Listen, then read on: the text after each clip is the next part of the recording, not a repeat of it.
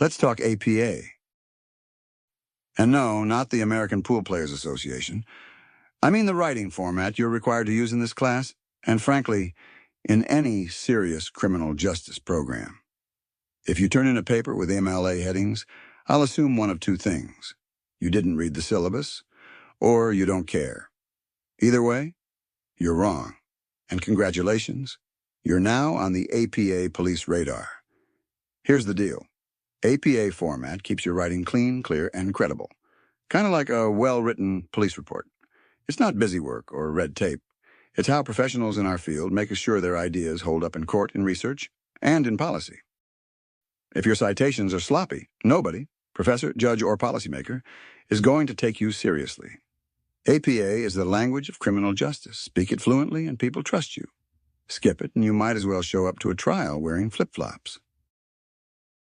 Now that you know why APA matters, let's talk about what you actually need to do. The APA police don't pull people over for speeding. We pull people over for citation violations, and there are 3 rules you cannot break. Think of these as the APA commandments.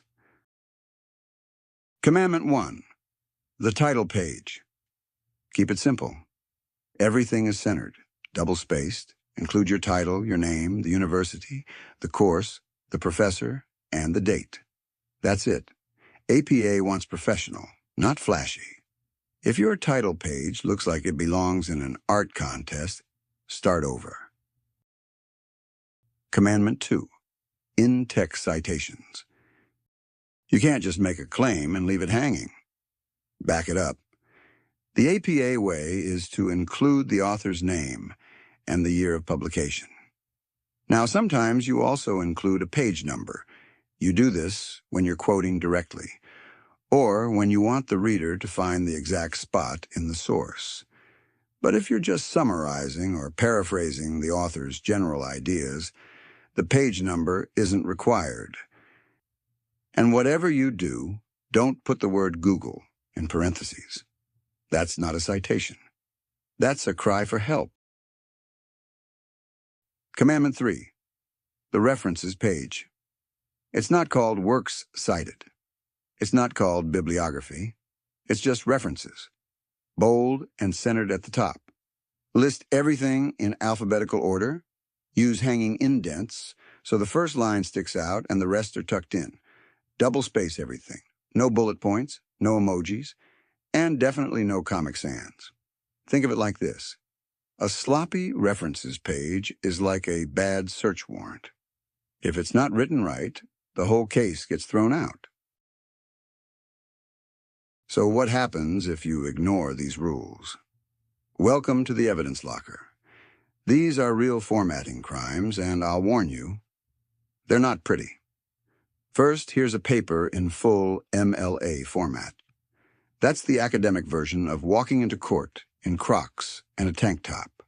Wrong place, wrong look. Next, here's a paper with 0 in-text citations. That's not just careless, that's academic perjury. And finally, this masterpiece, a references page, written with bullet points. Honestly, that belongs in the shredder, not in higher education. Now let's be clear. In this classroom, APA 7 is the law. And if you break it, you'll be charged with multiple violations. Your title isn't centered. Your font is wrong.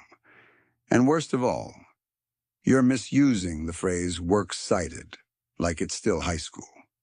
The verdict? Guilty. The sentence? Permanent banishment to the Department of Unprofessional Studies, where your diploma proudly reads, Bachelor of Arts in Excuses and Margins. But here's the good news. You don't have to end up there. You can do better. You want a degree that people respect. And that starts with meeting the professional standards of the field. So format your work like it matters. Because in this class and in your career, it absolutely does.